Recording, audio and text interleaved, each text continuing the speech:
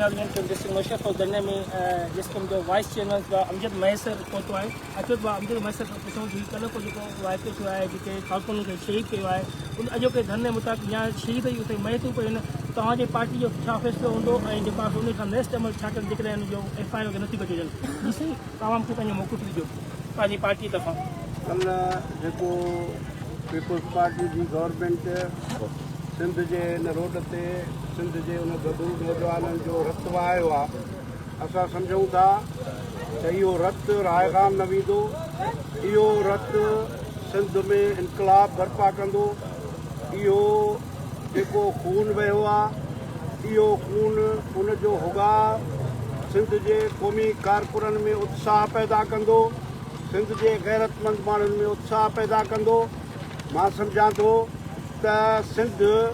पंहिंजे आज़ादीअ जे तरफ़ वञे पई असां रहबर सिंध साईं GM सेठ जो जेको फ़िक्र आहे आज़ादी जो उन फ़िक्र ॾांहुं सिंध वधे पई हिन वक़्तु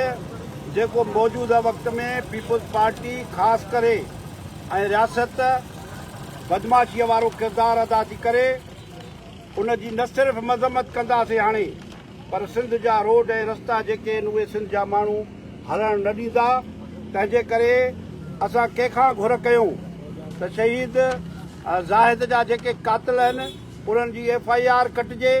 असां कंहिंखां घुर कयूं छो त उहा घुर कंदड़ रियासत ख़ुदि कातिल आहे शहीद बशीर ख़ान कुरैशी जी FIR बि न कटियूं शहीद मक़सूद ख़ान खां वठी सिंध जे रोडनि ते जेके बि सिंध जा अरड़ा पुट कुठा विया उन्हनि जा केस दाख़िल न थिया आहिनि असां सम्झूं था त शहीद ज़ाहिद जा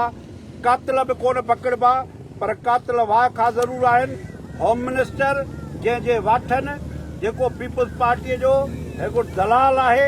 उन जेको आहे सिंध जे नौजवाननि खे शहीद कयो आहे असां उनजे वञूं पिया उते धरणो लॻल आहे मोरे उनजे मैयत ते मां सम्झां थो त सिंध सॼीअ खे गॾु थियणु खपे सिंध जेकॾहिं पंहिंजे छड़ो कुंदरनि जा लाश पई खणंदी त मां सम्झां थो त इहो सिंध ज़रूरु उन्हनि खे मयार ॾींदी जेके मोरे जे धरणे में सिंध जो उहे सियासी कुवतूं उहे क़ौम परस्त उहे जेके धरतीअ जे लाइ जेको आहे सो वॾा वॾा ॾाड़ू वेठे हणंदा आहिनि उहे अॼु सिंध जे नौजवाननि जी वारसी कनि इहे जेके मरनि था पिया मारजनि था पिया शहीद थियनि था पिया इहे